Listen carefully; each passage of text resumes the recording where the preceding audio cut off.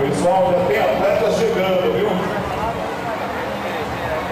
Nível é muito alto dos competidores.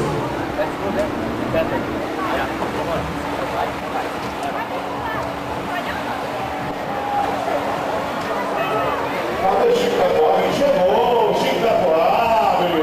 Vamos aplaudir Chico da Coab. Depois de 4 horas de prova chegou. Parabéns, Chico. Agora você só ganhou porque esse auxílio não correu. Esse auxílio não correu por você ganhou. Você gosta de mar, o percurso não tem água. O erro não tem água no percurso. É o maior erro do mundo.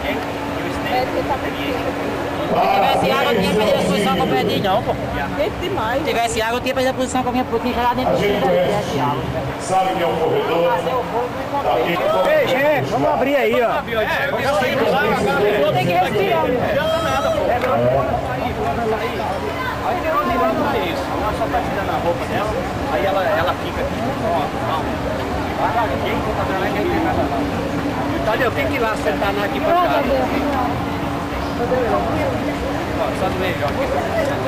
É isso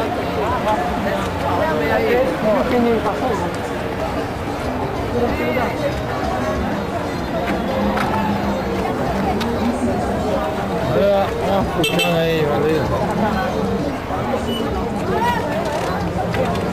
Vai aqui com ele ou não?